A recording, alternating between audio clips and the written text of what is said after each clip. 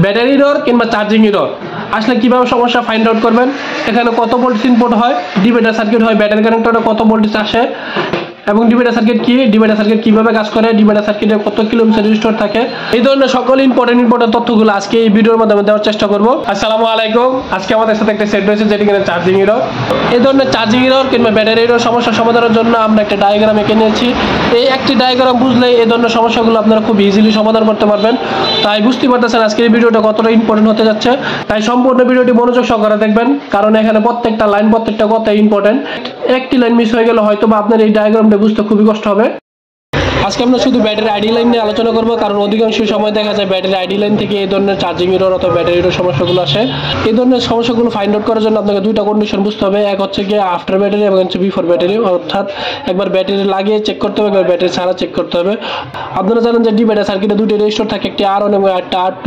R1টি always series অবস্থা থাকে এবং R2টি গ্রাউন্ডের সাথে সংযোগ থাকে। এখানে আরেকটা রেজিস্টার আছে যেটি কিনা সেন্স রেজিস্টার, এই মূলত এই লাইনটিকে সেন্স করে। এবং আরেকটা যে রেজিস্টার থাকে সেটা হচ্ছে গিয়ে BMS সার্কিটে, অর্থাৎ ব্যাটারি সার্কিট। এই সার্কিটে আরেকটি রেজিস্টার থাকে, এটাকে R2 বলা হয়। এখানে হচ্ছে গিয়ে তিনটা যে রেজিস্টার, এই তিনটা রেজিস্টার আমাদের খুব ইম্পর্টেন্ট। এই যে রেজিস্টার যেটা এখানে সেন্স রেজিস্টার, এই রেজিস্টারটা আমাদের জন্য এতটা গুরুত্বপূর্ণ না, কারণ হচ্ছে এই রেজিস্টারটা অনেক সময় জাম্পার করলে কাজ হয়ে যায়। এই রেজিস্টারগুলোর যদি আপনাদের ভ্যালু আপ ডাউন হয় তাহলে আপনাদের এই সমস্যাটা আসতে পারে। এখানে দেখবেন R1 যেটা কিনা সিরিজ আকার থাকে 100 কিলো ওহমের থাকে, এবং R2 যে রেজিস্টার যেটা কিনা গ্রাউন্ডের সাথে সংযোগ থাকে সেটা হচ্ছে 300 কিলো ওহমের হয়। আর যেটা কিনা BMS সার্কিট অর্থাৎ ব্যাটারি সার্কিটে থাকে সেটা হচ্ছে অধিকাংশ সময় দেখা যায় যে 150 কিলো ওহমের হয়। যখন আপনার ব্যাটারি ছাড়া এই ভোল্টেজটি পাবেন তখন আপনারা এখানে R1 এ আপনারা 1.8 ভোল্টেজটি পাবেন, এবং যখন এই ডিভাইডার সার্কিট হয় ব্যাটারি কানেক্টর আসে তখন আপনারা এই ভোল্টেজটা যদি এরকম অবস্থায় থাকে তাহলে আপনারা এখানে এই 1.8 ভোল্টেজটি কনভার্ট হয় এখানে 1.3 ভোল্টেজ পাবেন। অর্থাৎ এই ডিভাইডার সার্কিটের মাধ্যমে 1.8 ভোল্টেজটাকে 1.3 তে কনভার্ট। আবার যখন আপনারা এখানে ব্যাটারি কানেক্টরটা লাগাবেন তখন আপনারা এই যে রেজিস্টার 150 কিলো ওহমের, এই রেজিস্টারটা ডিভাইডার সার্কিট হিসেবে কাজ করবে। তখন আপনারা এইখানেই ঠিক এই লাইনটি 1.3 এর জায়গায় 0.8 ভোল্টেজ পাবেন। আপনাদের এই বিষয়টি যদি আরো সহজ করে বুঝাতে চাই তাহলে আপনারা এখানে R1 এ 1.8 ভোল্টেজ পাবেন।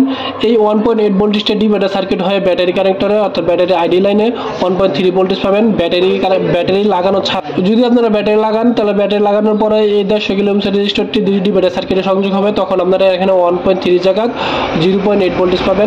আশা করি আপনারা সম্পূর্ণ বিষয়টা বুঝতে পেরেছেন। এখন আমাদের হাতে থাকা চার্জিং এর সমস্যাটি সরাসরি সমাধান করে আপনাদের দেখাবো। দেখতে পাচ্ছেন আমাদের ব্যাটারি কানেক্টরটি ছিঁড়া, যার কারণে ব্যাটারি কানেক্টরের যে 150 কিলো ওহমের রেজিস্টার সেটি ডিভাইডার সার্কিট হিসেবে কাজ করতেছিল না, যার ফলে আমাদের ডিভাইডার সার্কিটটি সঠিকভাবে ভোল্টেজ ডিভাইড করতে পারছিল না। আমরা এখানে আমাদের চার্জিং কানেক্টরটা চেঞ্জ করে দিই, যার কারণে আমাদের সমস্যাটির সমাধান হয়ে যায়। এখন আমরা আপনাদের ভোল্টেজটি মেপে দেখাবো। এখন আমরা ব্যাটারিটা লাগিয়ে নিয়েছি, এখানে দেখতে পাচ্ছেন আপনাদের 0.8 ভোল্টেজ আছে, যেটি কিনা আমরা আগেই বলেছিলাম। ব্যাটারি ছাড়া 0.8 ভোল্টেজ পাবেন এবং ব্যাটারি সহ 1.3 ভোল্টেজ পাবেন। এখন আমরা ব্যাটারি ছাড়া আপনাদের মেপে দেখাবো। দেখতে পাচ্ছেন এখানে 1.3 ভোল্টেজ আছে।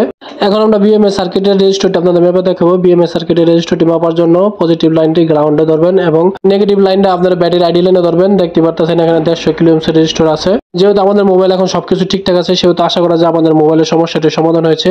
এরকম গুরুত্বপূর্ণ তথ্য পেতে হলে লাইক এন্ড ফলোতে আমাদের সাথে থাকবেন। সবাইকে ধন্যবাদ। আসসালামু আলাইকুম।